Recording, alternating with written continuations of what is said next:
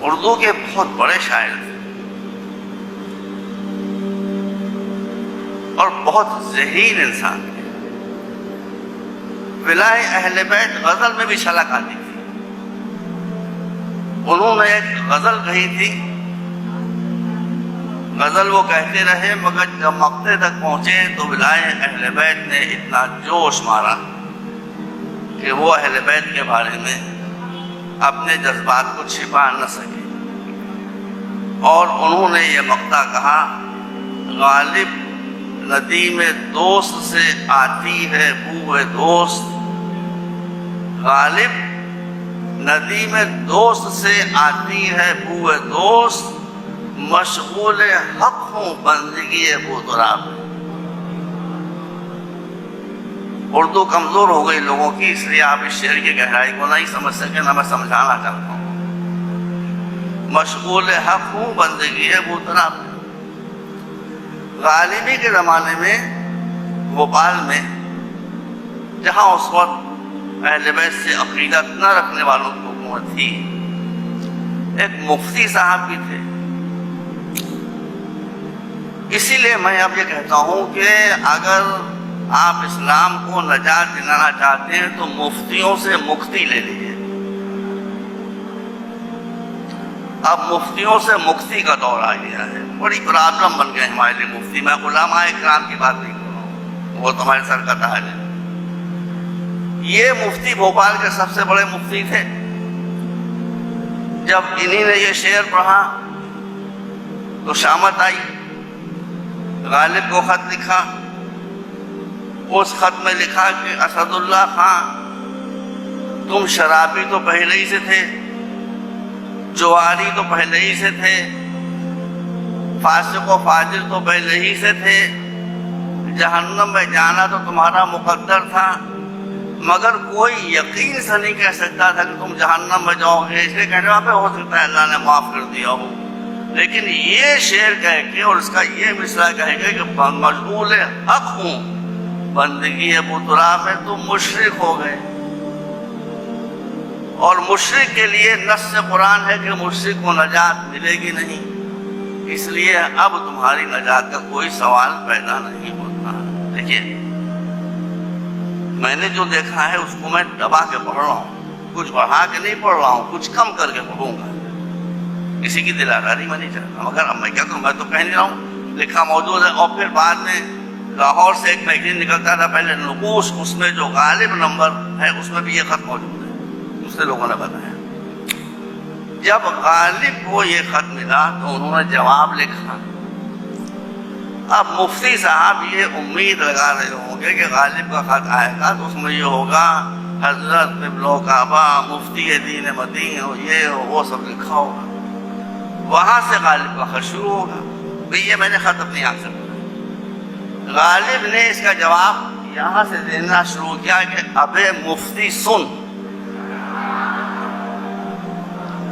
یہ بھوپال کے مفتی اعظم کو لکھ رہے ہیں غالب، ابے مفتی سن. ابے مفتی سن پڑھتے ہی وہ تو سن ہو گئے ہوں گے، غصہ ختم ہو گیا. دیکھیے، میں بہت کاٹ کے تہذیب ایک جلسے کی ہوتی ہے اس کے لحاظ سے میں قدر بیان کر رہا ہوں، ساری باتیں نہیں کر رہا ہوں.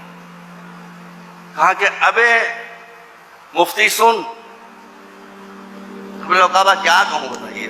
آگے وہ باتیں ہیں لکھی ہوئی کہ مشکل ہے اس کا بیان کرنا. میں غالب کے الفاظ نقل نہیں کر رہا ہوں، بڑے سخت ہے، اس کو دبا کے کہہ رہا ہوں، کچھ بدل کے کہہ رہا ہوں. ابے مفتی سن. ایک بہت مشہور امام ہے، ہم بھی ان کی عزت کرتے ہیں اہل سنت کے. ان کا نام لے کر کہا کہ تو فلاں امام کے مسائل کے، عورتوں کے گندے خونوں کے حوض میں غوطے کھانے والا. سب الفاظ میں نے بدل دیے، سب الفاظ میں نے بدل دیے، ورنہ وہ نام تھے یہاں پر. عورتوں کے نجس خون کے حوضوں میں، دیکھیے ادبیت دیکھیے، عورتوں کے نجس خونوں کے حوضوں میں غوطے لگانے والا، تجھے ساقی کوثر کا مرتبہ کیا معلوم؟ نایاب صاحب آپ ہی کی برادری کا ذکر ہے، غالب آپ کی برادری کا۔ تو ساقی کوثر کے مرتبے کو کیا جانے؟